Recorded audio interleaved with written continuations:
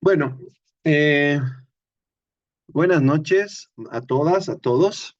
Hoy vamos a avanzar nuestro segundo tema, que yo lo he cambiado en el orden de la progresión, porque entiendo que si hoy trabajamos el guión, ya para mañana ustedes van a tener el fin de semana como para poder desarrollar un pequeño guión y así llegamos al final del curso con un avance sobre sus proyectos personales.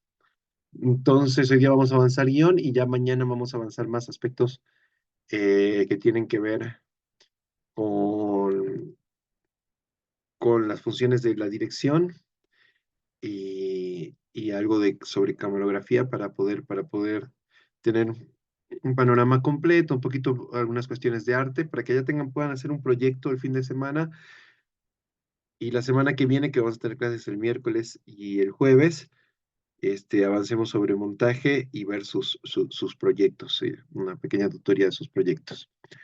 Muy bien.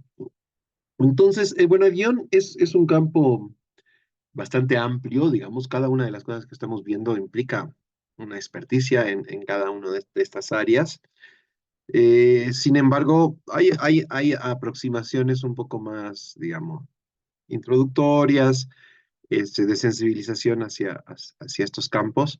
Y hoy día vamos a trabajar desde ese aspecto del guión, sin perder profundidad en lo que corresponde al trabajo de la guionización, pero sí que algunos aspectos fundamentales de la teoría del guión que nos ayuden a construir con la idea de que nos ayuden. Vamos a hacer un pequeño también taller de escritura en el cual ustedes van a poner en práctica lo avanzado con el propósito de que ustedes por lo menos tengan un corto escrito y puedan aplicar dentro de ese cortometraje algunos principios dramáticos, este, que están de acuerdo a la escritura del guión. Bien, entonces pasamos.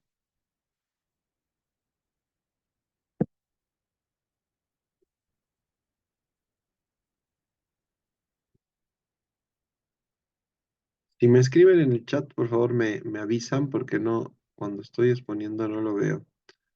Voy a reducir esta ventanita al mínimo ya. Perfecto. Bien.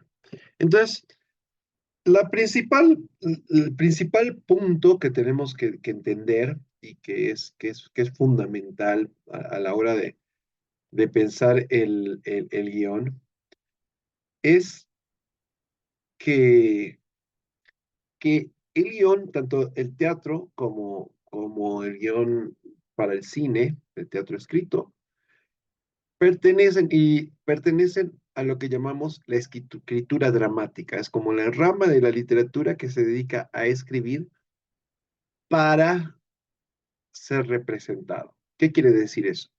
Que cuando nosotros escribimos literatura, escribimos un cuento, por ejemplo, nosotros estamos escribiendo para que alguien lo lea y el fin de esa escritura es que alguien lo lea. Es literatura pura, digamos, ¿no? En cambio, la escritura dramática es una escritura que se hace, que se desarrolla, que se plasma, pero que es un medio, no un fin. Es el medio en el cual comunicamos las ideas, ponemos en claro, dejémoslo, es como el plano, es como hacer un plano de algo que después va a ser representado. Y al ser representado, puede ser su fin ser representado en un escenario, puede ser su fin ser representado para ser grabado, filmado, montado y expuesto en forma audiovisual. Entonces, esta escritura es una escritura para ser lenguaje audiovisual. No es una escritura que ya es en sí. ¿Se entiende, no? Bien. Entonces, ya entrando a la dimensión más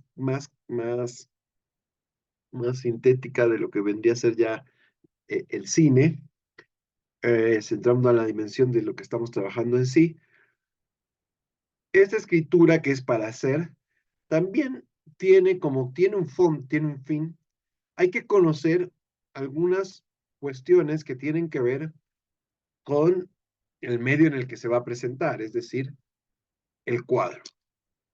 Nosotros escribimos para que se vea. Entonces, tiene mucho de descriptivo, porque estamos describiendo lo que se va a ver, pero también tiene lo sonoro, lo que se va a escuchar. Implica el ritmo, en eso que estábamos hablando ayer, en el movimiento, en el lenguaje. Ayer estábamos hablando del lenguaje cinematográfico, estábamos hablando que el lenguaje nace a partir de la justa posición de la secuencialización de imágenes. Entonces, en una situación nos lleva a otra situación. Los señores dicen, vamos a la luna y después van a construir el cohete y después viajan a la luna. O sea, hay una relación temporal de cuadros, de imágenes que nos narran. Y cuando podemos construir, como decían en esas pequeñas cositas de montaje sobre Porter, que él puede poner al mismo tiempo lo que se llama el montaje paralelo, en el cual se ve que una casa se empieza a incendiar y ve que se llama a los bomberos, están los bomberos y la casa se sigue incendiando y los bomberos empiezan a ir hacia la casa y la casa se sigue incendiando y la vemos de nuevo y hay un niño que está por morir, pero vemos que los bomberos se les pincha una rueda, entonces construimos un montaje paralelo en el cual el espacio se viaja de un espacio al otro, pero al mismo tiempo, entonces hay una composición del tiempo, por eso es paralelo. Entonces empezamos a trabajar en el cuadro y en el montaje. Y entonces eso es importante para el que escribe para cine, tener en cuenta, entender estas lógicas, porque sabe que está escribiendo para el lenguaje audiovisual, ¿no? Y después, esto es ya como, ¿de qué está compuesto un guión? Un guión está compuesto de una trama. La trama es cómo se entraman justamente qué es lo que vemos primero, qué es lo que vemos después, qué es lo que vemos después. Una estructura que tiene que ver con dónde están los puntos de giro, dónde está la presentación, el nudo y el desenlace, dónde están los puntos de giro, el incidente incitador, el punto de no retorno.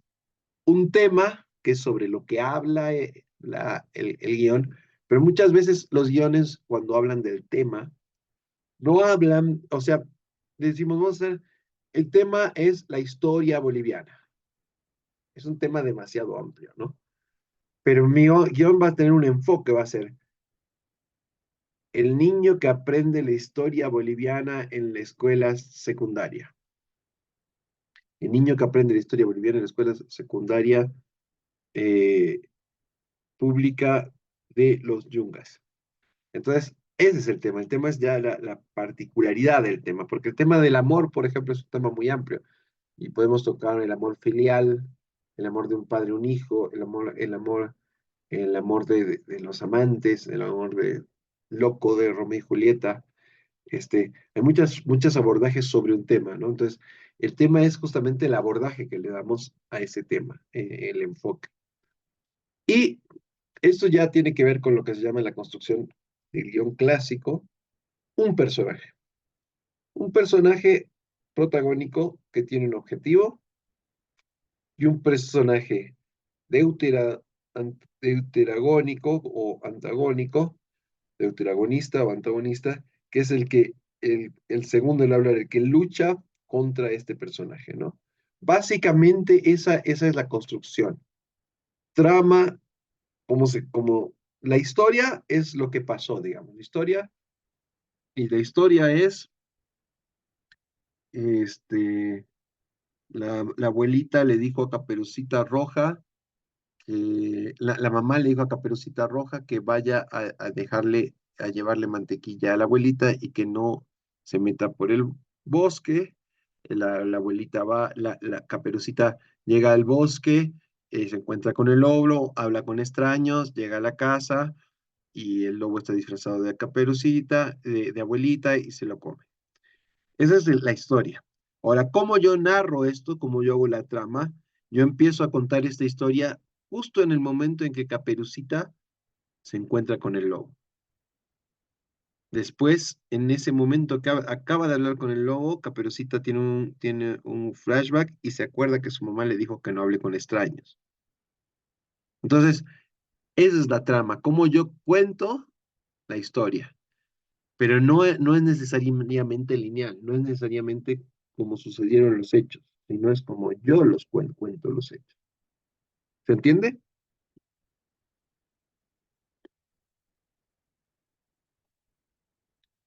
No les escucho, pero si no me dicen nada, me imagino que se entiende.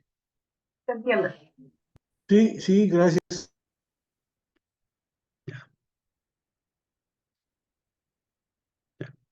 Sí, Bien, perfecto. Ahora, avanzamos.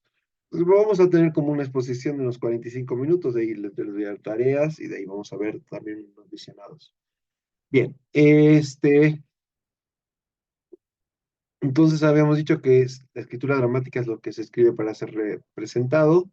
Y hay algunos conceptos, porque como les decía, la escritura dramática ya nace, ya se la estudia y se la investiga desde que nace en el teatro. Entonces ya Aristóteles, en su poética, elabora en un libro que se llamaba La Poética de Aristóteles, elabora ciertos principios que dice, estos son los principios de la escritura dramática. La mímesis, y quiere decir que imita las acciones de los humanos, que esta escritura imita las acciones de los humanos, por eso es mímesis. La acción, es decir, un personaje son sus acciones. Un personaje necesita algo, requiere algo, tiene un objetivo, va hacia algo y acciona, mueve a los demás personajes, mueve el mundo o se mueve él en el mundo para lograr su objetivo. Entonces, otro de los principios de la escritura dramática es, imita las acciones humanas, tiene la acción por principio regente, o sea, pasan cosas, pasan acciones. Dentro de esta acción hay una relación casual de causa-efecto. Si el personaje tose en la primera escena, en la segunda vemos que está enfermo, en la tercera vemos que muere. ¿Entiende? Siempre hay una causalidad. Se construye una lógica interna que tiene que ver con la relación de causa y efecto. Y bueno, ya Aristóteles, como Aristóteles analiza la tragedia, justamente nos dice que los personajes tienen ciertos rasgos. Los personajes en los que ellos, sobre todo los que trabajaban los griegos, eran personajes como personajes semidioses o personajes dioses semidioses, o reyes o hijos de reyes. Entonces, como que se contaba de alguna forma la gran historia, y estos personajes, siempre en sus características, en su conformación psicológica, tienen un error, tienen un rasgo, tienen algo que los ha marcado y que marca su destino. Entonces, que, por ejemplo, este Edipo, que todos conocemos, Edipo quiere decir al que nació con los pies hinchados. Tiene los pies hinchados porque los que tienen los pies hinchados es lo que les provocan las, las cadenas cuando están sujetas a los pies. Entonces él está encadenado a su destino. Entonces al rey le dicen, si ustedes conocen la historia de Edipo, al rey le dicen que su hijo, el oráculo le dice que su hijo lo va a matar a él y va a procrear con su esposa, se va a acostar con su madre, con la esposa del rey. Entonces Edipo, el rey, agarra a ese hijo y lo manda a matar. Lo que pasa es que pasa mucho tiempo y el mensajero que tenía que matarlo no lo mató, se lo entregó a otra persona, él se lo entregó a los otros reyes lo criaron, pasaron muchos años, este personaje volvió a, a Tebas y cuando está volviendo a Tebas se encuentra con el rey, que él no sabe que es el rey, que es su padre, y el rey es bien altanero, se enfrentan y Edipo lo mata. Y por eso empieza a caer lo mata. Y de ahí llega a Tebas y, y él, había una pregunta sobre él. Había unas, había un efigie, es como un animal raro que estaba ahí, que les traía desgracias, y él lo vence, porque le responde una pregunta que le hace, y entonces como lo vence, pasa a ser rey y se casa, o sea, se casa con su madre, que es la reina, y tiene, no sé si tiene hijos con ella. Entonces, este, esa es la historia, ¿no? Y el tema del rasgo trágico es la soberbia. Este personaje Edipo tiene un error trágico que es que él no cree, porque cuando empieza, esa es la historia. Y por eso para les voy a dar el ejemplo de lo que es la trama, es que esta obra empieza justamente cuando Edipo manda a preguntarle al oráculo por la peste que está pasando, cuál es la desgracia que ellos tienen. Entonces viene el oráculo, viene un brujo y le dicen, tú eres el problema, vos has hecho esto. Y el otro dice, no, no, no, no, esto no es así, no fue así, no fue así. Entonces su soberbia, su error trágico, su rasgo trágico, no le permite ver lo que le están diciendo que tiene que ver. Y hacia el final de la obra, Edipo, se, cuando entiende, porque creo que eh, su madre y su esposa se suicida, eh, y él entiende qué es lo que ha pasado, él se punza los ojos, se quita los ojos, como un signo de la soberbia, de que sus ojos no le dejaron ver, él no pudo ver y fue soberbio. Entonces él aprende a no ser soberbio. Pero bueno, entonces a lo que voy es que los personajes tienen un rasgo característico. Puede ser la mentira, puede ser la soberbia. Normalmente es algún rasgo característico que los enfrenta hacia los dioses y en los cuales hay una lucha entre su destino y que ellos quieren vencer el destino, pero, no, pero el destino siempre les gana, ¿no? Esto es como el origen, ¿no? Pero entonces estos personajes tienen un carácter, tienen un carácter, que normalmente en la tragedia es la soberbia. ¿Han visto Breaking Bad? sí, sí, sí, yo he visto. Sí, sí. Sí. ¿Han visto que si ven toda la obra, bueno, ahorita vamos a hablar de Breaking Bad, porque más adelante tengo para hablar de este, no me voy a adelantar. La tragedia, según las obras dramáticas, teatro, cine, están compuestas de tres unidades, ¿no? Eso ya lo sabemos, literatura también. Y tienen tres unidades, bueno, según Aristóteles hay tres unidades fundamentales, que una es la del tiempo, otra es la de espacio y otra es la de acción. Un personaje quiere saber la verdad, Edipo quiere saber la verdad y acciona para saber la verdad. Manda el oráculo, ya manda a llamar al brujo, siempre es en función a una acción. Si durante todo eso le pasa otra cosa y se enamora de otro personaje y cambia sus objetivos, la obra ya no tiene ya deja de tener un norte, deja de tener una acción. Entonces, una obra debe tener una unidad de acción en toda la obra. Según Esto ya es una cuestión de la tragedia griega, hay una unidad de espacio, todo sucede en un mismo espacio.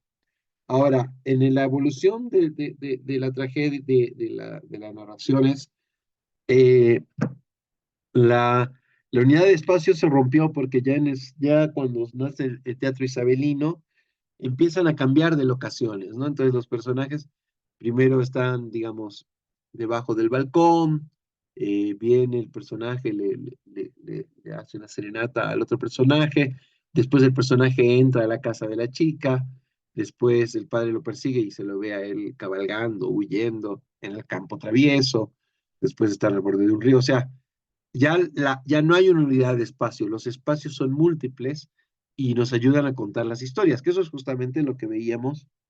Es como, justamente como veíamos ayer en la evolución del cine, al principio solo había un espacio que era una imagen de la puerta de la fábrica de los personajes saliendo, pero después habían como sets de circo en los cuales un personaje hacía la rutina de la manguera, apretaba la manguera, era chistoso, pero solo era un plano. Pero ya cuando vemos a Melis, ya cambia de espacio, pone otro espacio, otro, ¿no? Nos pone afuera en la construcción de la nave, nos lleva a la luna. Entonces, se rompe esta unidad de espacio, se mantiene la unidad de acción, pero eso nos ayuda, es como la evolución de las artes dramáticas. Y igualmente, antes, todo lo que pasa, digamos, en la tragedia griega pasa digamos, en lo que dura ese tiempo, que son 2 o 3 horas. No hay que un personaje se duerme y se levanta al otro día. Este, recién la unidad de tiempo se rompe justo en el teatro isabelino, cuando ya empiezan a pasar días sucesivos. Entonces, hay una unidad de tiempo, pero sin embargo hay un tiempo lineal. No existen los flashbacks, digamos. Se puede hablar del pasado, pero se habla desde el presente. No es que yo voy y veo el pasado. Ahora, hoy en día, ya cuando se rompe totalmente en el siglo XX estas unidades, ya podemos empezar una historia por el final, jugamos con el tiempo y justamente es uno de los condimentos más importantes de una historia, pero siempre pero siempre hay una línea de tiempo, por más de que la contemos yendo al pasado, al presente, al futuro, no sé qué, siempre hay una historia lineal, que es la unidad de tiempo. ¿Qué pasó antes? ¿Qué pasó después? Siempre hay esa unidad. Después la podemos romper para contar la historia, que eso es lo que ha evolucionado, pero las narraciones siempre son lineales. Lo mismo con los espacios, son secuenciales, pero hay un espacio, después otro, ¿no? Pero sí tenemos lo que sí se mantiene hasta hace poco, pues, lo se sigue manteniendo en la estructura clásica es la unidad de acción. El personaje busca un objetivo y va hacia ese objetivo. Ahorita lo vamos a ver con Walter White. Ya, la historia versus la trama. Bueno, esto lo acabamos de hablar, yo me adelanté.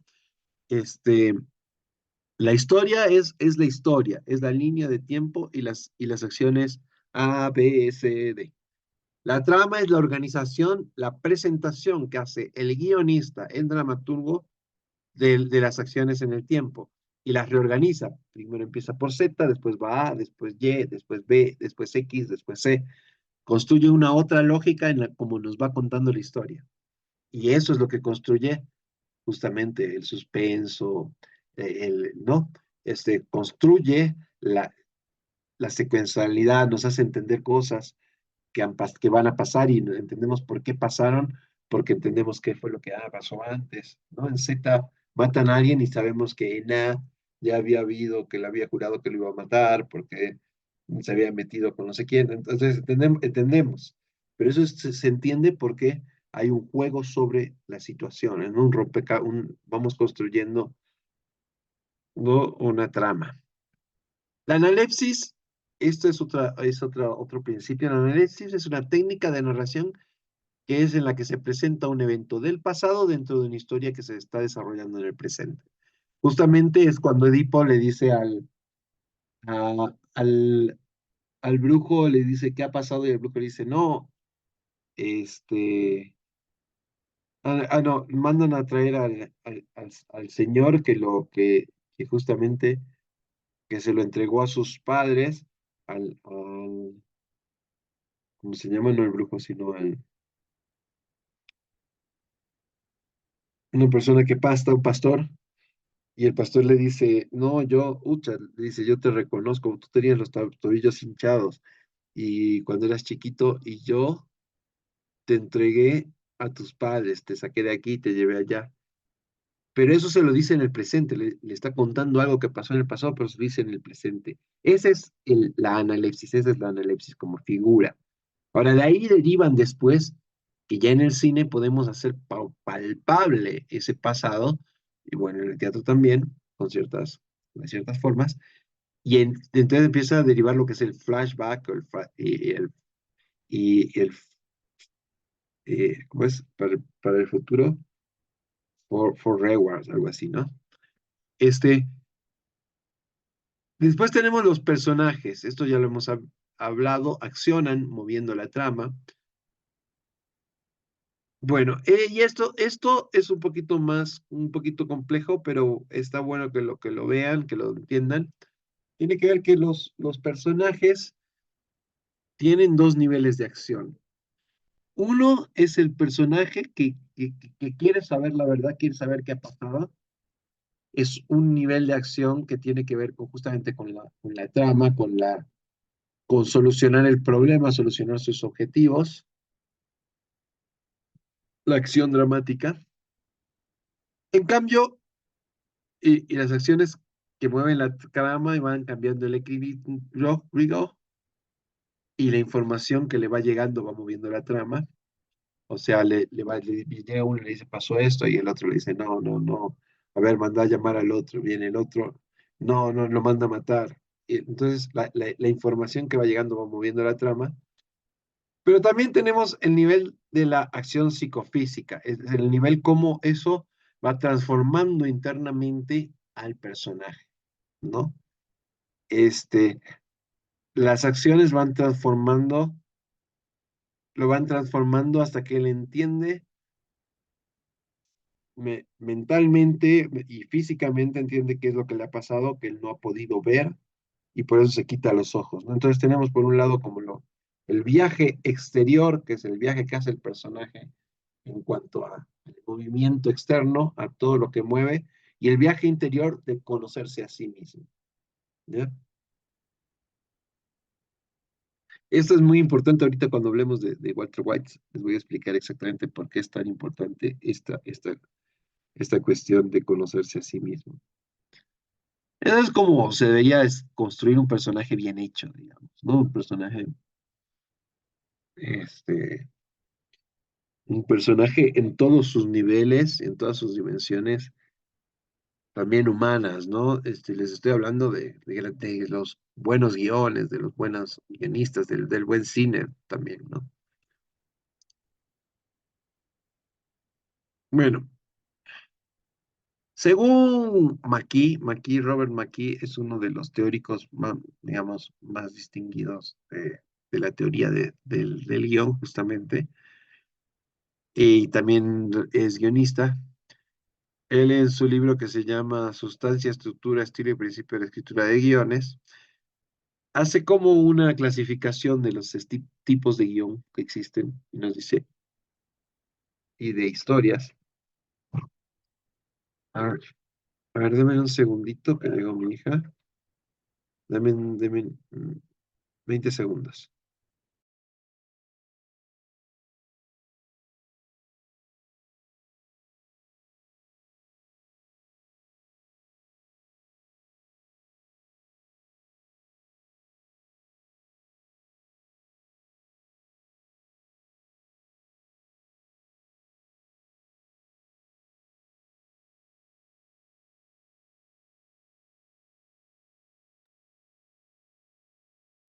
Bien, disculpen, pero bueno.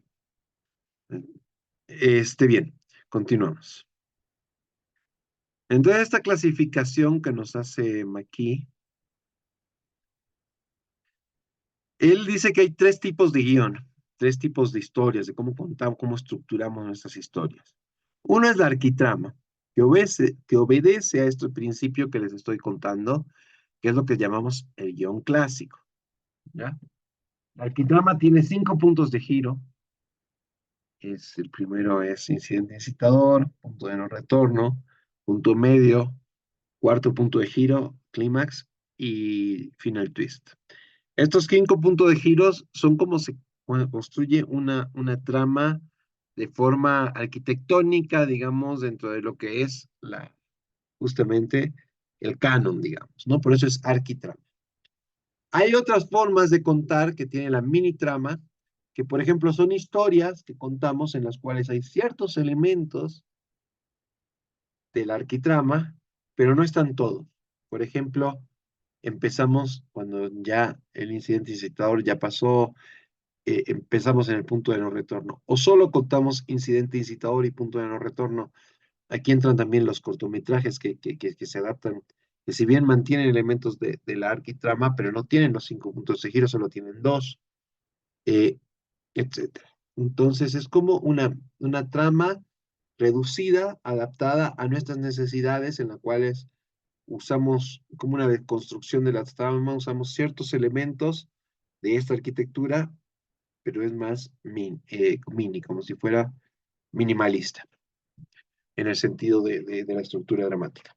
Y después tenemos la no trama, que son las películas que vemos que no tienen trama, que no tienen un personaje, una acción, que son contemplativas, que pueden tener, no sé, impulsos sonoros, visuales. Tenemos personajes que no tienen objetivos o que tienen objetivos pero cambian, que rompen con todas las reglas y estructuras de la estructura de la trama, de la estructura dramática. ¿Se entiende? Entonces tenemos estos tres como grandes paradigmas en los cuales se construye, sobre los cuales se construye este, estas tres formas de la construcción dramática para el guión. Bien, la arquitrama, como ya les habíamos dicho y ya les he explicado, tiene la causalidad, que es causa y efecto, un protagonista activo, objetivo definido del protagonista, sabemos qué es lo que quiere, él quiere saber la verdad, quiere que se vaya la peste y quiere saber la verdad. Tiene una estructura cerrada, es decir, a la pregunta que se hace al principio se cierra al final, se soluciona, digamos. Tienen un tiempo lineal continuo, son verosímiles, tienen el principio de verosimilitud es un principio importantísimo en Aristóteles, que quiere decir que lo que veamos puede que no sea real de alguna forma, pero que el que lo ve lo crea, lo entienda como real, ¿no? Entonces es verosímil. Y tienen un final cerrado, o sea, al final el protagonista muere o gana, gana o pierde, no, no hay medias tintas, no nos dejan ahí como, ¿ya? Esas son las estructuras del arquitrama. La mini trama tiene estas características. Muchas veces es un protagonista pasivo o reactivo que no mueve la acción, sino que la acción lo mueve a él. La situación, las cosas que van pasando hacen que él se tenga que mover, pero o no se quiera mover de ningún lado y el mundo este, lo sacude igual, porque a veces, muchas veces tiene una cuestión que tiene más que ver con su mundo interno, más que con conmover la acción. O sea, está más en esta dimensión que les decía del guión, en la cual el personaje hace cosas para conseguir sus objetivos. Este está más en la transformación psicológica de lo que el personaje va aprendiendo y va desarrollando a lo largo de su recorrido por la estructura. No tienen tanta causalidad, tiene menos efectos de causa y efecto, puede ser que no los tenga. Algunas de estas características sí las tiene tal cual como el arquitrama, otras no, ¿no? Son conflictos más interiores, sé que no lo voy a lograr, sé que no lo voy a lograr y al final lo logra, digamos. Es una cuestión interna. Las estructuras a veces son abiertas, no se solucionan las cuestiones. El tiempo es fragmentado, empiezan por el final, o sea, no hay una linealidad en el tiempo. Empiezan por el final, hay fragmentos de tiempo, existe cierta ambigüedad, puede ser que los finales no sean cerrados. Mayor enfoque en la vida cotidiana. Si la otra es más como la vida de los héroes, de los que triunfan, de los que ganan, o de los que pierden, de los reyes. Esta es, esta de la historia, es más de los personajes de la vida cotidiana. Y después tenemos la no trama, que es la ausencia de causalidad, no hay protagonista claro, falta el objetivo definido, la estructura es abierta, se rechaza el realismo, énfasis en la experiencia audiovisual, en lo sensorial, en lo que vemos y lo que escuchamos. Esos son como productos que no son, o sea, sí son guiones, pueden tener un guión, pero que no apelan al, al arte dramático, digamos, ¿no? A la escritura dramática desde su principio clásico. Hasta ahí estamos bien. ¿Alguna pregunta, alguna cosa que no les quede clara?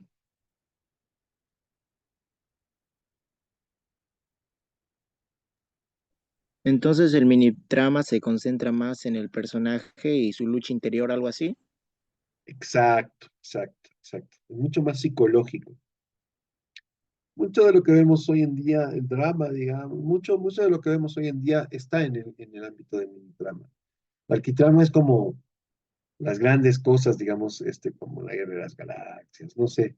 Todos esos están mucho más estructurados en cuestiones, en construcciones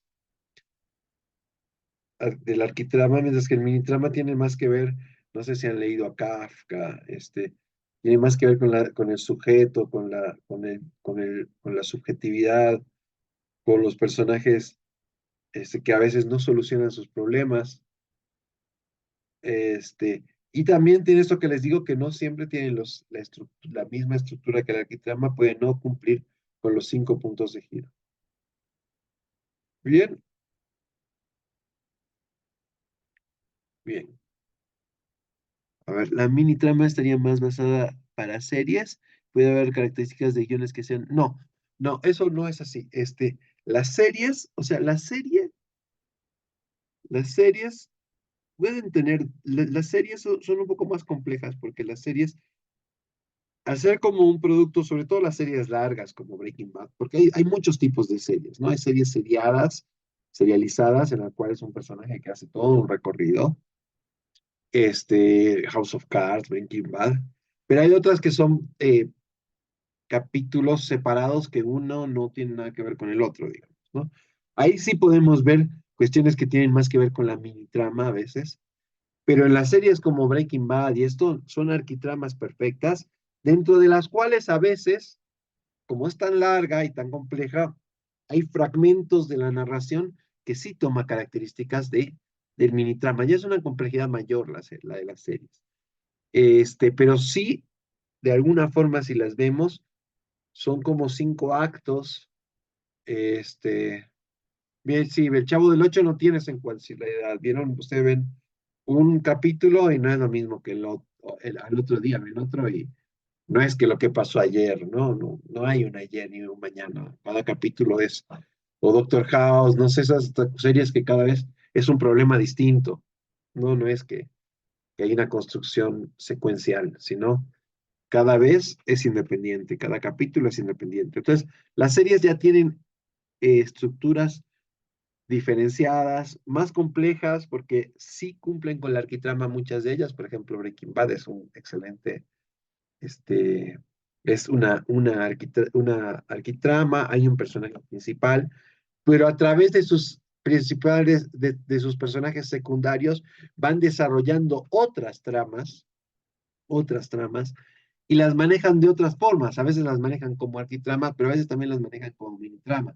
Entonces le empiezan a dar una cierta complejidad a la serie, y dentro de las series ustedes ven que los primeros 5 minutos, sobre todo en Breaking Bad, por ejemplo, primeros 3, 5 minutos, nos presenta como un corto que nos presenta todo el capítulo, que muchas veces, incluso muchas veces, es un no trama, es prácticamente una metáfora total de imágenes. Entonces, las series se valen de todo, agarran todo, pero obviamente algunas trabajan más la arquitrama, algunas son más cuadradas, sobre todo las series más antiguas, hasta, digamos, hasta finales del siglo XX, eran arquitramas, digamos, ¿no? Ya hoy en día, como que hay estructuras más grandes en este sentido.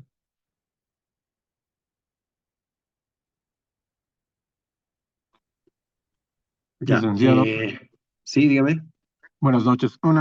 Respecto a la no trama, debido a sus características, podríamos considerar a la ola avant-garde dentro de la no trama, tal vez un poco con el cine Mm, surrealista, mezclándolo con un mini trama, tal vez. O, en realidad es más mini trama la vanguard, ¿no? O sea, ok, sí, tú te refieres a la nueva ola francesa, ¿no? Este, exactamente, porque rompía con lo clásico, ¿no? Entre paréntesis, en esa época. claro, claro, ellos justamente son un buen ejemplo de mini trama, porque es igual, tú ves ciertas películas de Godard, digamos, y él sí maneja elementos, o sea, muchas veces hay un personaje al que se lo sigue. Entonces, Ujú. hay elementos que se salen, los puntos de giro, hay cuestiones de rupturas de espacio, etcétera, etcétera, pero hay elementos que también vienen del arquitrama. Entonces, es como justamente es más un buen ejemplo del mini trama. Ok, entonces, Ahora, sí Godard en la última época, que hace ya unas cosas súper locas, tiene una historia del cine, y son cosas que él ya las hace en su computadora editando así. Ahí sí ya podemos entrar al no trama, tal vez, ok. pero no Ah, en la etapa de avant-garde, sino en la etapa contemporánea de hoy en día. ok, entonces el videoarte podría ser un no trama. Sí, sí, sí, puede serlo. Puede tener ciertos elementos de mini trama, pero más como tendencia, como una tendencia sensorial en la cual el espectador lo que va a ver es una cuestión, una cuestión sensorial, este es un no trama, ¿no? Escuchas Sí, música, ves totalmente. imágenes Ah, y no hay una relación de qué pasó antes, qué pasó después, en- no hay un tiempo, no hay un espacio, son entonces, impulsos. ahí sería casi exclusivamente una apreciación subjetiva del espectador. Totalmente, totalmente, Ok, totalmente.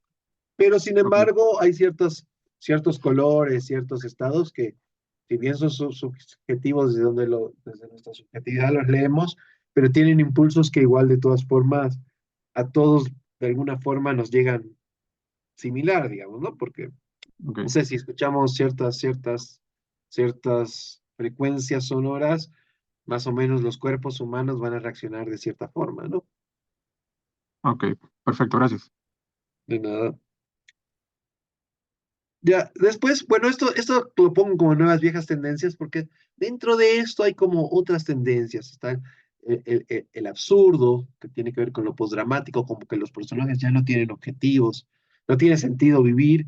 Todo esto, todo responde al fin y al cabo las estructuras, las formas de estructurarnos y de narrarnos las historias, tiene que ver con cómo nos identificamos y nos vemos en el mundo. Un poquito tienen que ver también con la filosofía. Y en ese sentido, este, por ejemplo, el absurdo como tal, tiene que ver con el existencialismo, con que nada tiene sentido, no hay un antes, no hay un después, no hay, la única decisión que no podemos accionar sobre el mundo, la única decisión, dice Sartre, que podemos tomar ante el mundo es suicidarnos.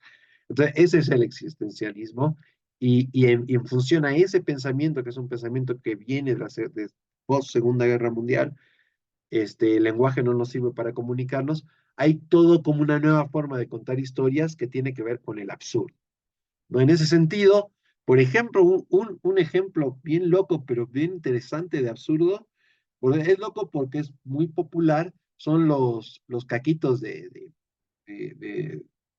Chespirito, no los caquitos de Chespirito, los dos loquitos, dicen que tú y yo, esos son súper absurdos, ¿no? Son personajes que no tienen nada no tienen objetivos, no tienen nada, están ahí caídos en el mundo, no aprenden. Hay algo del payaso que también tiene que ver con el absurdo, por eso también se recoge, pero además hay una coincidencia apocal. O sea, no es que, igual el mismo Chavo igual tiene un poco de eso, ¿no? Tienen esa relación con el absurdo. Porque no es que él esté enamorado de y pasa y un día y al otro, no, no hay una construcción, el tiempo está roto, el lenguaje no nos sirve. Ya. Entonces, a lo que voy es que las tensiones de qué va a pasar, qué es lo que viene, se producen fuera de la línea dramática de lo que es el guión en sí, como lo que buscan los personajes como objetivos, sino que se construyen a través de las tensiones generadas por lo visual, por lo sonoro, por otros lenguajes que construyen el audiovisual, pero que no necesariamente son justamente la trama. Esto de que no hay acción posible es bien importante y los personajes no aprenden. Los personajes no es que de un día para el otro hayan aprendido algo, al otro día cometen el mismo error que el día anterior, digamos, ¿no? Si un personaje aprende, digamos, si sale y toma una calle y ahí lo asaltan, Al otro día el personaje sale, mira para arriba, ve la calle donde lo asaltaron y dice, "Ah, no, muy mal". Ahí el personaje ha aprendido. Hay un antes y un después. El personaje del absurdo lo han asaltado y al salir al segundo día, mira la misma calle y va al mismo lugar para que lo asalten de nuevo, ¿no? Entonces el personaje no aprende. Ahora me preguntaban en el chat ejemplos de arquitrama del cine nacional. Ya. Quizás, o sea, el cine nacional justamente le cuesta mucho hacer arquitrama, porque no tenemos guionistas, o sea, nuestro cine es mucho más mini, tiene que mucho más con el mini trama, digamos. Sin embargo, hay películas que quieren ser, estar dentro de esa estructura, quizás películas más antiguas como El Atraco, este, películas, a ver, no, también es una estructura bastante clásica. Las películas de Gori Patiño quieren estar bien dentro de la estructura del arquitrama, cualquiera de ellas, sobre todo ahora, no sé si han visto, este, han visto la última de Gori, ¿cómo se llama? Mm,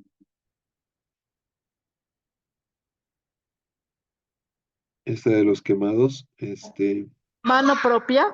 Mano propia. mano propia, sí. Mano propia, hay un personaje principal, hay un personaje que tiene un objetivo, que es que se haga justicia, no lo logra, se tiene que ir, pero sí hay una arquitrama, digamos, ¿no?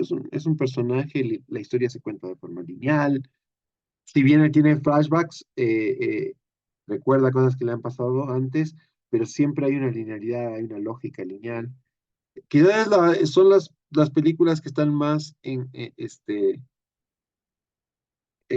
dentro de este paradigma, ¿no? Y también las películas de Pablo Agassi, este, el día que murió el silencio, todo este cine es tiende, o por lo menos tiene una intención de ser de arquitrama. El cine de Kiro Russo, en cambio, está más dentro de la mini trama, ¿no? Además ya tiene otros rasgos de construcción de cine contemporáneo, ¿no? Porque empieza a mezclar la ficción con la no ficción, ¿no? Bien, bien, hasta ahí, a ver. Hasta ahí creo que hemos trabajado, ya son 8:23, ya. Creo que hasta ahora, hasta aquí les he dado una introducción, digamos, justamente a las grandes estructuras del guión. Y ahora sí vamos a ver esto del punto de vista, nos vamos a complejizar un poquito. Les voy a decir, ahorita les quiero explicar una cuestión que para mí es fundamental. Eh, Déjenme ver, creo que aquí la había anotado. Porque si no, lo que pasa es que yo a veces doy cursos que son un poco más, esto, que son un poco más complejos, digamos, que tomamos el guión durante 15, 16 clases, entonces ya si empezamos a hacerla así, va a ser de nunca acabar. Entonces, y hoy tenemos que resumir. Entonces, como les decía, en estas estructuras, en la arquitrama principalmente, tenemos 5 puntos de giro, ¿ya? El incidente incitador y el punto de no retorno. Y tenemos algo que yo llamo el cambio de valor, que aquí está en la teoría de McKee, el cambio de valor, que les voy a explicar ahora también, que son lo que yo considero que es lo más importante, digamos. Cambio de valor y los 5 puntos de giro. Porque con estas estructuras, digamos, estas pinzas que vendrían a ser como estas columnas, podemos construir una estructura dramática, presentar una estructura dramática, aunque sea en un cortometraje, también no hacer un largometraje, pero es como las columnas. Entonces, ¿qué es el primer punto de giro? El primer se llama incidente incitador. Lo voy a poner acá.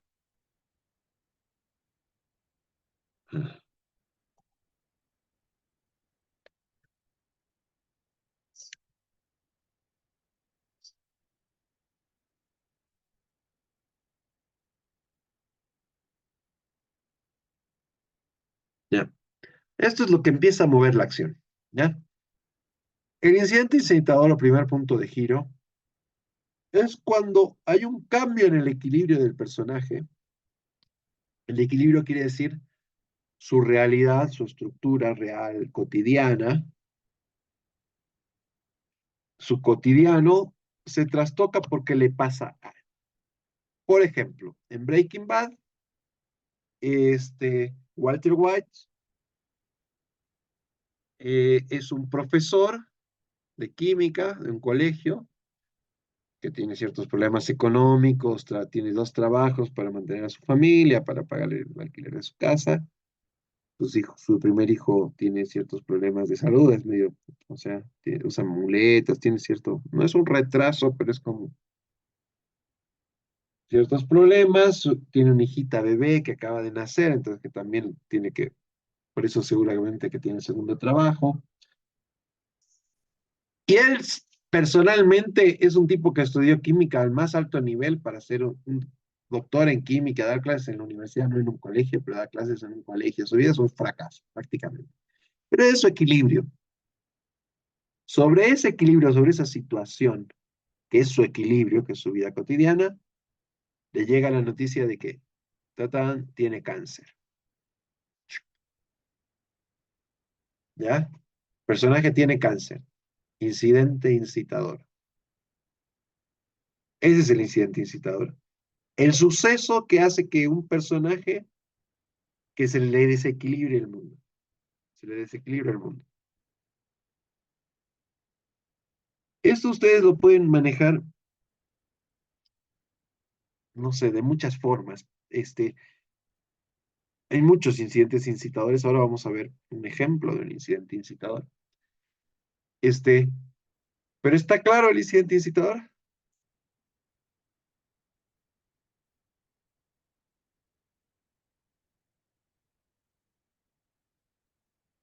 ¿Sí? ¿Me Sí. escuchan?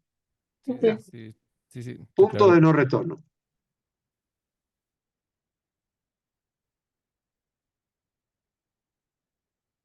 Más o menos el incidente incitador pasa en una película, en un largometraje de hora y media, en el canon de 90 minutos.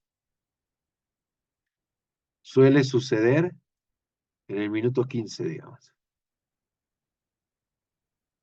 ¿Ya? En el minuto 10. Punto de no retorno. Punto de no retorno es que nuestro personaje primero se niega a accionar, se niega a actuar, pero pasa algo y dice, bueno, las circunstancias le indican que él puede empezar a hacer droga y ganar plata. Entonces, en cuando él se mete al mundo de la droga, porque él se mete al mundo de la droga, pero todavía puede dejarlo. Pasan algunas cosas, pero puede dejarlo.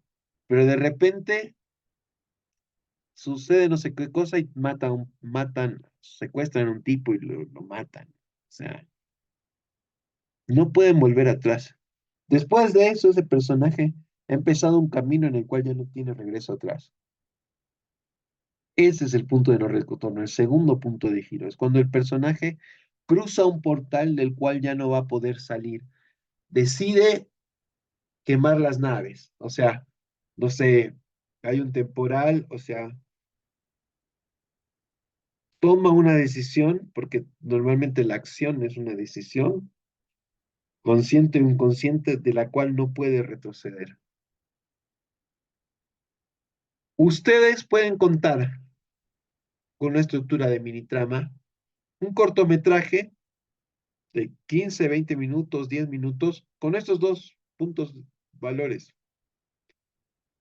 ¿Se entiende? Y ya con eso obtienen un mini trama, tienen una película que termina en el punto de no retorno.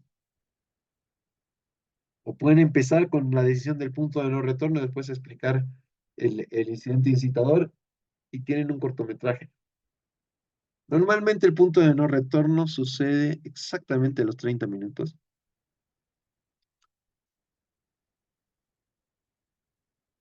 En una película de 90, ¿no?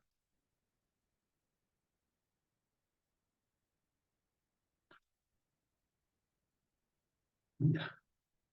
Después tenemos ese se llama punto medio, el punto medio, el punto de giro del medio. Ya, a cambio, estos son puntos de giro.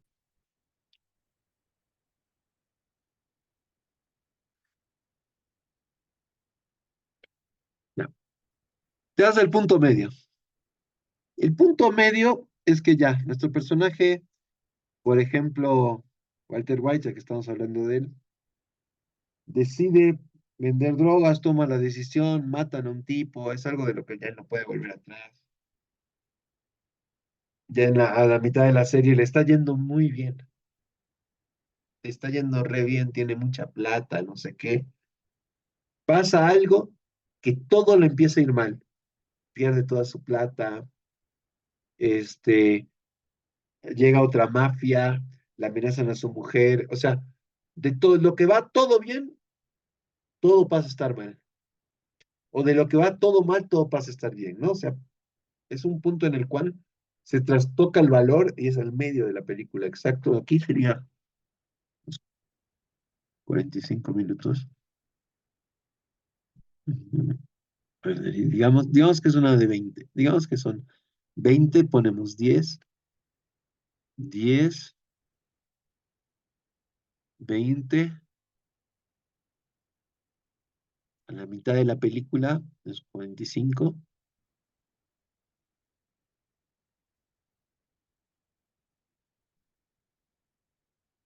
minuto 70, digamos. Ah, y aquí tenemos el cuarto punto de giro,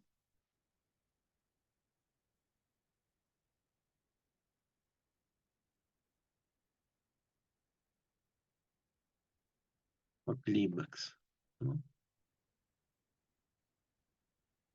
En este momento es cuando este ya es cuando se logra o no logra su cometido, ¿no? Venía a ser el final del cuarto acto en Breaking Bad, no me acuerdo exactamente qué pasó. Pero es cuando el personaje logra su objetivo de ser rico, de dejarle plata a su familia, etcétera, etcétera, o no, su objetivo externo. Y el quinto punto de giro es cuando el personaje, esto ya va a pasar en el minuto 85, digamos, y esto va a pasar en el minuto 70 más o menos, esta es una aproximación. Digamos, si una película tuviera 90 minutos. Eh, se llama Final Twist. Es que el personaje decide volver al inicio, volver al equilibrio del principio. Ya tiene plata, entonces digamos que Breaking Bad vence a todos, mata así lo mata, ¿no? Al narco del cual él era de los pollos hermanos, lo mata, gana, y él decide retirarse, decir que no pasó nada, o decide continuar. Ese es el quinto punto de giro, el final twist, donde el personaje regresa al orden inicial o se va a otro lado. ¿Se entiende? Sí, se entiende. Bien. Ahora, como yo les dije, hay dos viajes del personaje. Estos solo se los voy a aclarar. El personaje tiene un viaje interior y un viaje exterior. Según Walter White, él quiere dejarle plata a su familia para que cuando él se muera, todo ok. Pero según la película y según la película de la serie, según lo que pasa, él tiene muchas oportunidades de retirarse y dejarles plata. Él en un momento lo que quiere satisfacer es su soberbia y demostrar que él es más capo que todos los demás. Porque él quiere, o sea, por eso se llama rompiendo hacia el mal, ¿no? Él, él a través del mal entiende que es él, que él puede ser un gran demonio, que puede ser una gran persona, por más de que lo haga hacia el mal, pero que él es más capo que todos. Y esa es la necesidad interior que tiene el personaje. Pues les decía que hay dos líneas. Hay una línea que es la exterior, que es conseguir plata para regalar a la familia, ¿no? Y la otra es de satisfacer sus deseos de éxito, de gloria, de ser reconocido, Como aunque sea, Aquiles. de ser el killer, ¿no? Y él en varios momentos toma esa decisión. Quizás, quizás, no sé, pero tal vez quizás el incidente incitador, el punto de no retorno, ahora que lo estoy pensando, en la serie, no es cuando mata al primero que matan, sino cuando mata a la chica de su amigo, de su socio, de ¿cómo se llama? Pigman. En un momento él la deja morir, no la ayuda, los dos están drogados y él tiene que tomar la decisión de, de salvarla, de darle la vuelta, digamos, y que su socio Pigman siga con su chica que a él le emputaba, y la ve que se está atorando y la deja atorarse. Quizás ahí, en ese acto de maldad, es el punto de no retorno, del cual ella nunca más puede volver atrás. Entonces, esos son como los puntos que mueven las historias y que hacen que las historias siempre tengan como algo más, un movimiento más dentro del arquitrama, ¿no? Es como el ejemplo, es como Troya, con el tema de Aquiles, ¿no? Por el, ¿cómo se llama? Por la gloria que podría tener, que se queda él, ahí va la guerra. Yo no la vi, Troya, pero seguramente, además, si está inspirada en las tragedias, seguramente, porque justamente las tragedias griegas tienen estas estructuras bien claras, ¿no? Pero sí, puede ser el momento en que el personaje toma la decisión de quedarse, el segundo punto de giro, ¿no? Podría volver, pero decide quedarse. O sea, se Breaking acostumbra Bad o como le... ejemplo está buenísimo. ¿Cómo? Breaking Bad como ejemplo de cómo funciona más o menos ese fenómeno en la estructura de narraciones es buenísimo, la verdad. Creo que no hay mejor ejemplo como ese. Incluso más que las tragedias griegas, yo diría. Sí, o sea, sí, lo que pasa es que también ya está adaptado a la modernidad, ¿no? En las tragedias de Shakespeare también se ve muy bien. Sí, pero con Breaking Bad es un buen ejemplo, yo lo uso siempre, porque mucha gente lo ha visto y está muy bien hecho, está muy bien escrito, por eso pega, atrapa. Son 5 actos, cinco episodios, o sea, 5 temporadas, son 5 actos, está bien construido.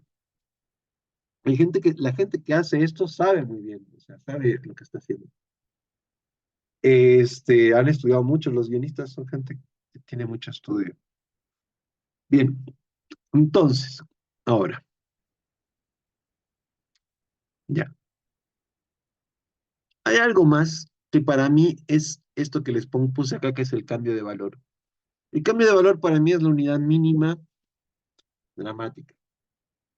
Según, según Maki, es cuando un personaje quiere algo, tiene un objetivo, va hacia algo, ese objetivo es un polo positivo para él porque él lo quiere, pero pasa algo que él cambia de objetivo y va a otro objetivo. Entonces, ese objetivo de que era positivo pasa a ser negativo, digamos. O sea, tienes una mujer, tu amor, no es tu amor, la quieres, la amas, todo, le das todo y de repente te enamoras de otra chica y ese polo positivo pasa a ser negativo y ya no lo quieres ver y no, vas hacia otro lado. O sea, ese es el cambio de valor. Pero se da en Los cambios de valor se dan en muchos niveles, no solo en el nivel de los objetivos, de los deseos, también en el nivel del poder. ¿Quién tiene el poder en una escena? Y cuando cambia el poder de la persona que tiene el poder a la otra persona. Entonces ahora, ya que hemos hablado de Breaking Bad, les voy a mostrar, les voy a mostrar un ejemplo de cambio de valor para que entendamos bien esto del cambio de valor. Este cambio de valor no es tanto en el objetivo, sí tiene que ver con el objetivo, pero también tiene que ver con el poder. Es como la unidad mínima dramática. Estos puntos de giro que hemos visto, los 5 puntos de giro, suceden, son como grandes cambios de valor en una historia a lo largo de 90 minutos o de una serie. Pero el cambio de valor es como la mínima expresión dramática, se puede dar en cada escena, cada 2 escenas o en cada secuencia. Y hay muchos cambios de valor pequeños que empiezan a mover la trama. Entonces, miren, les voy a mostrar un ejemplito para que entendamos bien el cambio de valor. Mm, Ya me dicen después si se escucha, ¿no?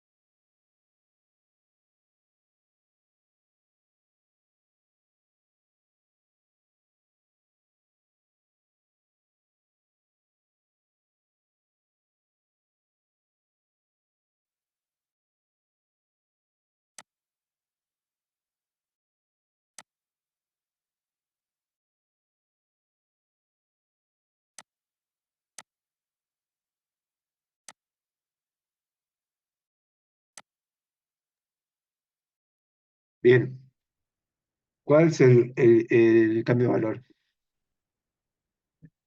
Los points.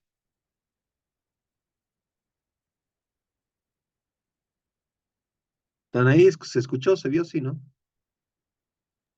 En donde se hace policía, o sea, el cambio de Dice, yo soy policía, ¿no? Ahora, ahí cuando se claro, ahí alteran y dice, ahí yo es soy el policía, ¿no? Detenido. Ujú. Ese cambio de valor, además, disculpen, se me está acabando la batería, denme un segundo.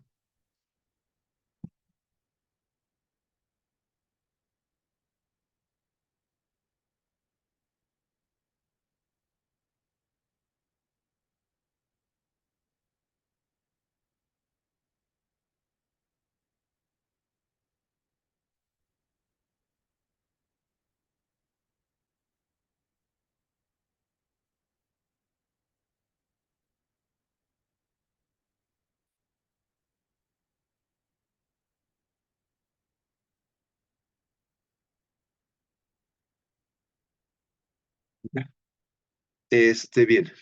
Entonces, ahí es el cambio de valor. ¿Por qué? ¿Cómo se establecen los valores al principio?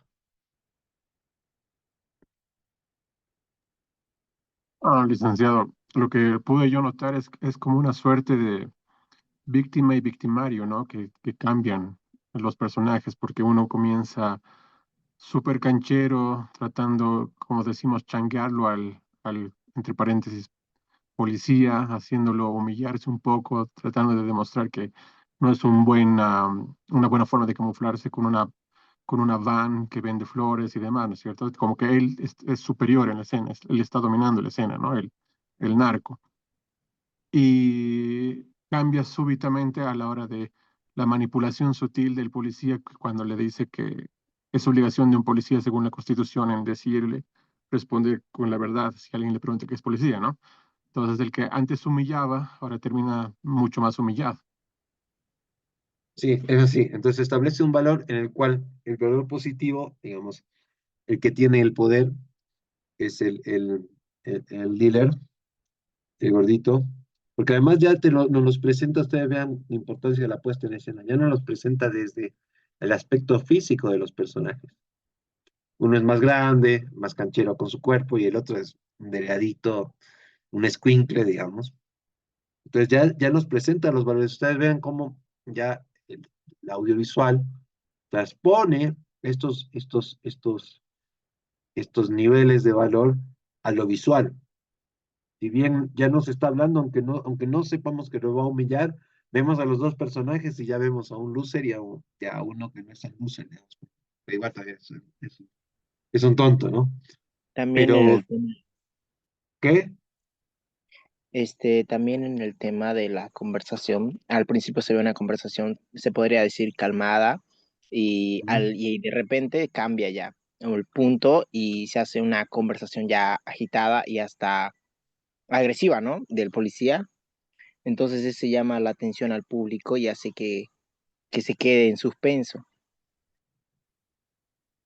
Claro, claro, bueno, eso cuando se da cuando el otro dice yo soy policía, no, no, no, ahí es evidente, ¿no? Que ya le grita, digamos, no o sea, policía no, no tienen que detenerse. Obviamente dentro de la escena hay como un creyendo de la humillación hacia el policía. El policía, si bien es el valor negativo, lo engaña al otro, y cuando les resulta el engaño, recién se denota el cambio de valor. Uno pasa a ser el que controla y el otro es el controlado, ¿no?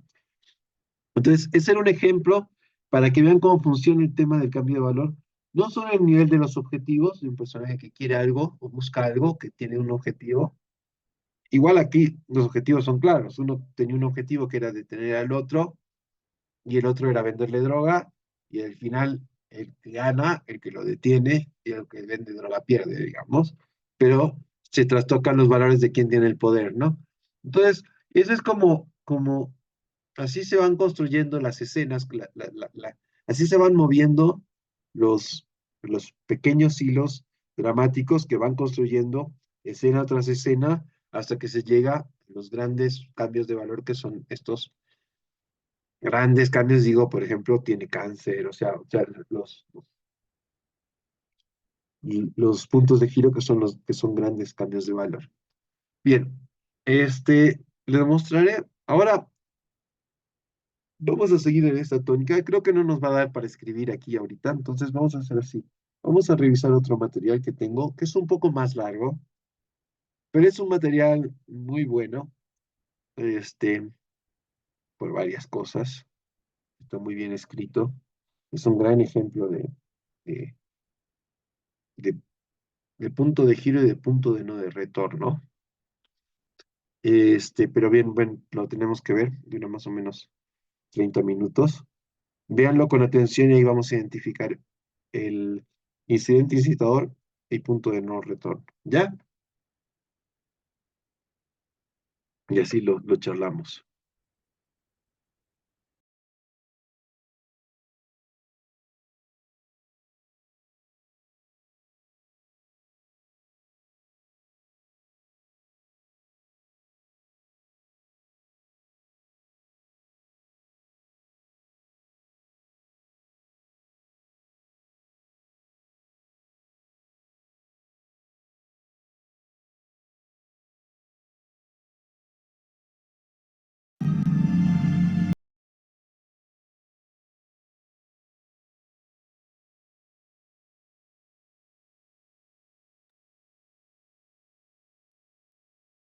Bien, ¿siguen ahí?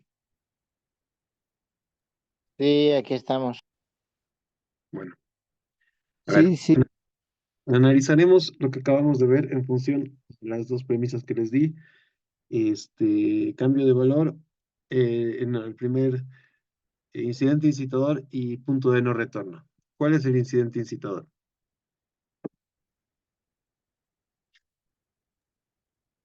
Licenciado, creo que es cuando la supuesta esposa de este señor Mulray pide los servicios del detective, ¿no es cierto? Esto abre de cierta forma la puerta para ir a conocerlo en persona al ayuntamiento y sacar esas fotos que luego se publicaron, ¿no es cierto? causando que la verdadera esposa del señor vaya a confrontar al detective y creándole un temor por ser demandado y por tal vez una mancha a su reputación. En el punto de no retorno, yo creo que es un momento después de que hayan muerto al señor porque se ve que la policía interroga a su verdadera esposa y no sabe qué decir, y el detective como que intercede por ella con esta naturaleza de curiosidad que tiene el detective, ¿no es cierto? Entendiendo que hay algo mucho más importante y oscuro tras de todo esto. Bien, ¿alguien más? ¿Algo distinto? ¿Alguien que piense distinto?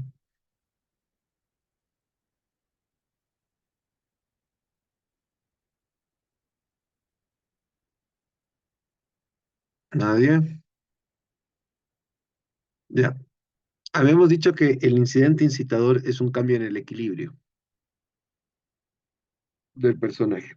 En el equilibrio de este personaje de Jake, como detective, ¿es normal que la gente venga a contratarlo?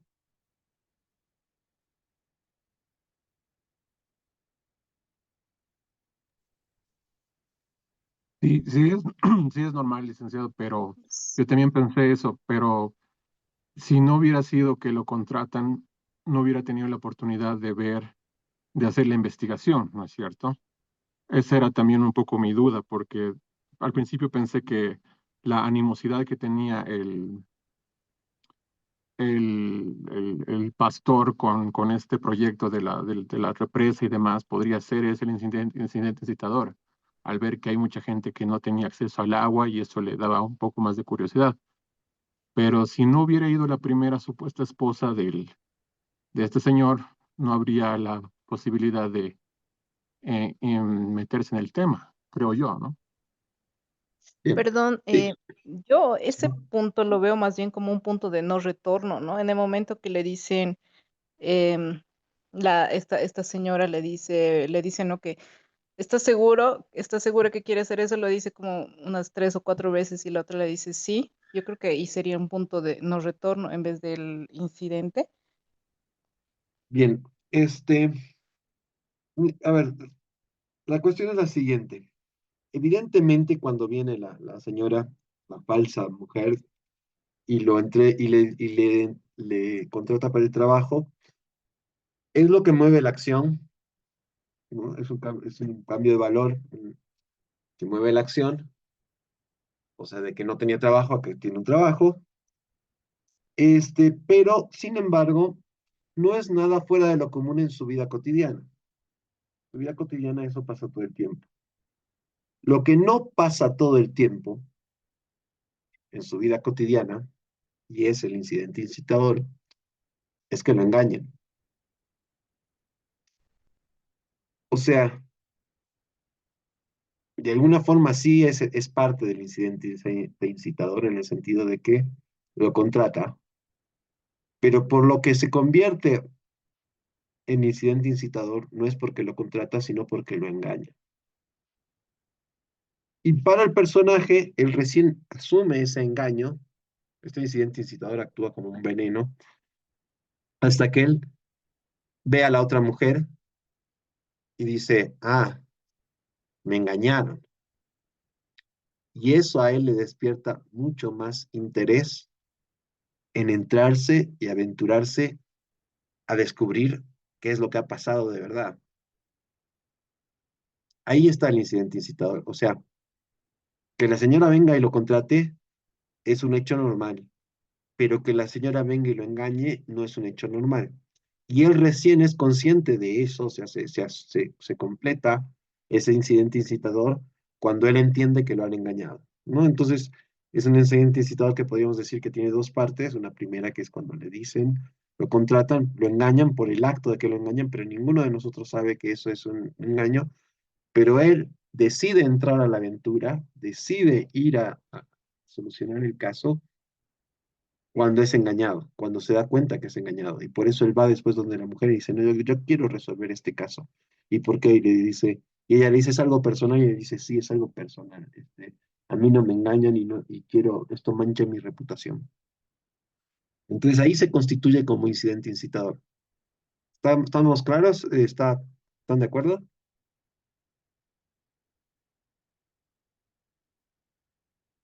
Bien. Punto de no retorno.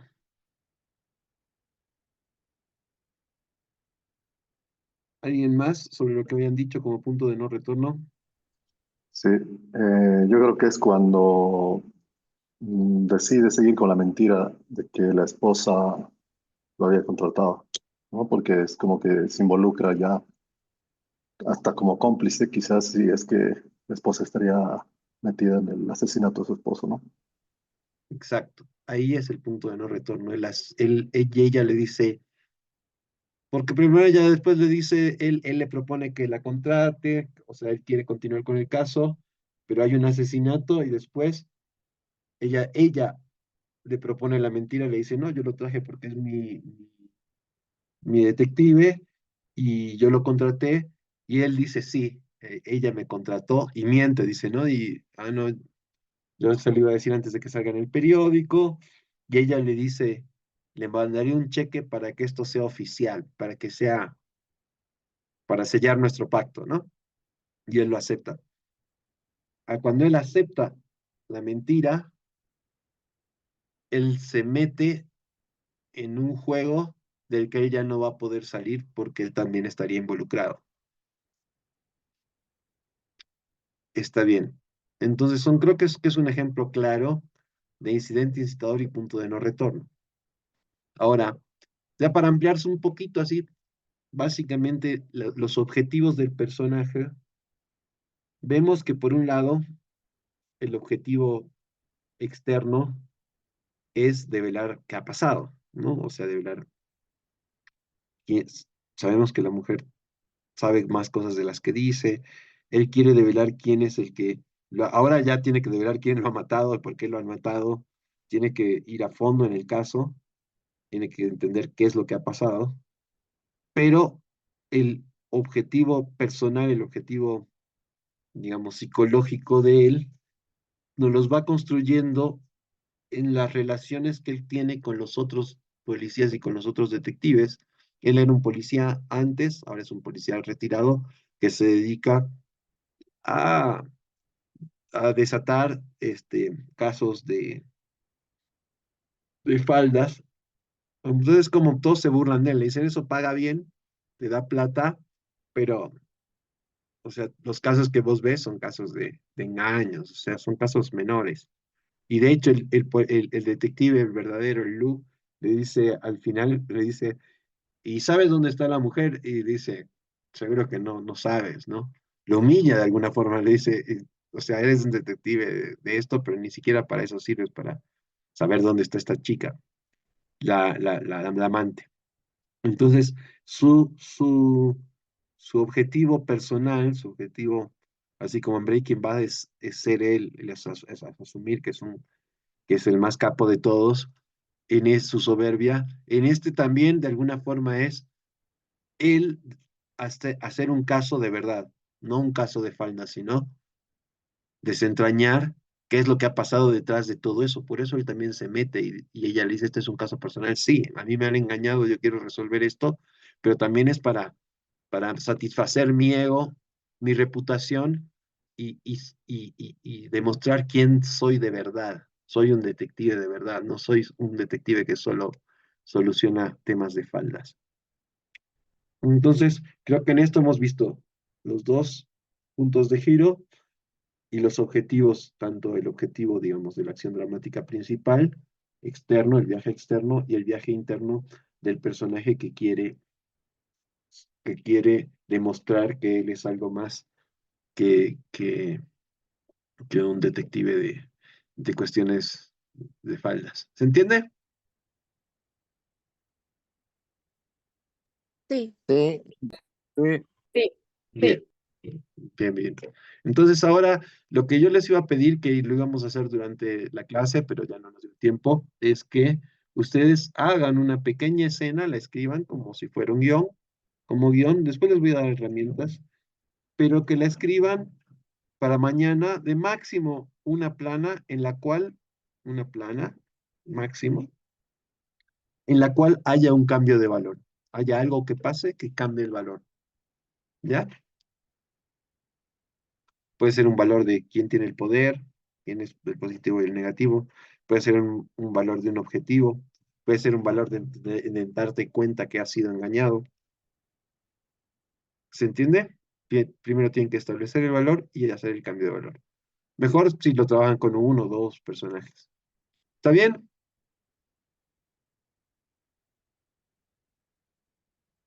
¿Alguna pregunta? Está bien. Bien, háganlo así, así van como progresando y acompañando lo que vamos viendo y avanzando con su trabajo práctico. Bien, si no hay nada más, ninguna pregunta más, nos vemos mañana. Ah, el guión entonces para mañana. Sí, sí, para mañana mejor, así lo tienen fresco. Podemos revisar unos dos, tres. Yo creo que ahora ya estoy en el grupo, yo ya voy a compartir el material que he compartido con ustedes, para que ustedes los puedan ver. Me imagino que ya están subiendo las grabaciones de cada una de las clases. Y eso, Cualquier tipo de guión, ¿no, Listen? sí, puede ser cómico, puede tener el género que ustedes quieran, de una página nada más, pero eso sí, un cambio de valor. Algo puede ser algo chico, algo grande. Es algo que trastoca los valores que establecen primero. Muy bien, Listen. Más para su cabeza, para que reflexionen y lo hagan práctico, para su creatividad. ¿Ya? Bien, hasta mañana. Hasta Gracias, mañana. hasta mañana. Gracias, hasta luego. Hasta mañana. Gracias, hasta mañana. Mañana. Mañana, chao, chao. Muchas gracias a todos, que tengan un reparador descanso. Muy buenas noches.